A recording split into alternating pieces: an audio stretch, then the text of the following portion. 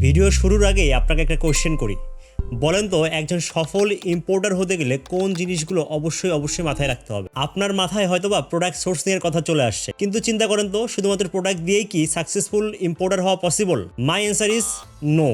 কিন্তু কেন বলেন তো? কারণ সময়ের সাথে সাথে মার্কেটে প্রোডাক্টের ডিমান্ডও চেঞ্জ হয়ে যায়। আর তাই লং টার্ম সাকসেসের জন্য শুধুমাত্র প্রোডাক্ট থাকলেই হবে না, এর জন্য লাগবে একটা পারফেক্ট বিজনেস প্রোডাক্ট পোর্টফোলিও। কারণ আপনার কাছে যদি পোর্টফোলিও থাকে তবেই আপনি বুঝতে পারবেন যে আসলে বিজনেসটা কিভাবে হচ্ছে। আর যদি না থাকে তাহলে আপনাকে আরেকজনের প্ল্যান দিয়ে বিজনেসটা রান করতে হবে। আজকের ভিডিওতে আমি আপনাকে স্টেপ বাই স্টেপ ধরে ধরে বোঝাবো লং টার্ম সাকসেসের জন্য কিভাবে চায়না থেকে ইম্পোর্ট বিজনেসের জন্য প্রফিটেবল প্রোডাক্ট পোর্টফোলিও আপনি বানাবেন। আপনার মাথায় এখন প্রশ্ন আসতেই পারে যে ভাই, বিজনেস প্রোডাক্ট পোর্টফোলিও জিনিসটা আসলে কি? বিজনেস প্রোডাক্ট পোর্টফোলিও হচ্ছে এমন একটা প্রসেস যার মাধ্যমে আপনি আগে থেকেই ঠিক করে নিতে পারবেন, ডিসিশন নিতে পারবেন কোন কোন প্রোডাক্টটা আপনি ইম্পোর্ট করবেন, কি পরিমাণে আনবেন এবং এটা কিভাবে আপনি সেল করবেন। যারা নতুন নতুন বিজনেস স্টার্ট করে তাদের জন্য বিজনেস প্রোডাক্ট পোর্টফোলিও বানানো অনেক ক্ষেত্রে বেশ প্যারাদায়ক এবং অনেক ক্ষেত্রে তারা পারফেক্টলি এটা রেডি করতে পারে না। তাই আজকের ভিডিওতে একটা প্রপার বিজনেস প্রোডাক্ট পোর্টফোলিও কিভাবে বানাতে হয় সেটাই দেখাবো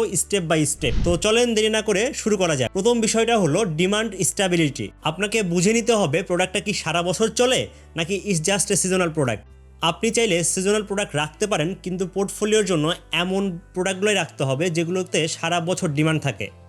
এইসব প্রোডাক্ট হতে পারে house hold item, daily use accessories, small electronics etcetera. এর পরের বিষয়টা হলো হেলদি প্রফিট মার্জিন। আপনি যদি শুধুমাত্র প্রোডাক্টের বাইং প্রাইস দেখে ক্যালকুলেট করেন তাহলে কিন্তু হবে না, বরং এর সাথে আপনাকে টোটাল ল্যান্ডিং কস্টটাও ক্যালকুলেট করতে হবে। পুরো ক্যালকুলেশনের মধ্যে shipping cost, custom duty, clearing charge, warehouse cost, delivery cost, এই সব কিছু একসাথে ক্যালকুলেট করে আপনাকে টোটাল কস্টটা বের করতে হবে।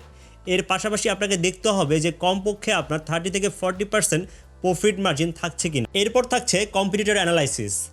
আলিবাবা কিংবা আদার্স প্ল্যাটফর্মে গিয়ে প্রোডাক্ট দেখে ইম্পোর্ট করলেই হবে না, এর আগে আপনাকে লোকাল মার্কেটটা চেক করে নিতে হবে। দেখতে হবে কতজন অলরেডি এই প্রোডাক্টটা সেল করতেছে, প্রাইস রেঞ্জ কেমন, এই জিনিসগুলো আপনাকে ভালো মতো চেক করে নিতে হবে। পোর্টফোলিওর জন্য আরেকটি ইম্পর্টেন্ট ফ্যাক্ট হলো আপনি কিভাবে প্রোডাক্টের জন্য টাকা ইনভেস্ট করবেন। ধরেন আপনার কাছে 10 লাখ টাকা আছে, এখন আপনি কি সব টাকা প্রোডাক্টে ইনভেস্ট করবেন? না, এটা করা মোটেও বুদ্ধিমানের কাজ হবে না।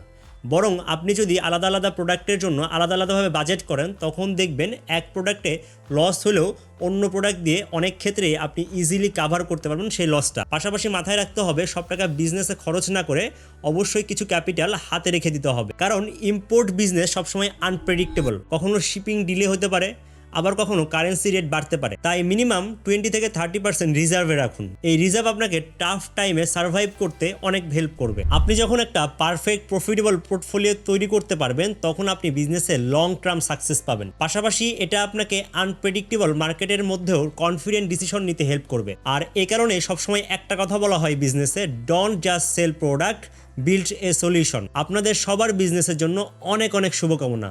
আসসালামু আলাইকুম।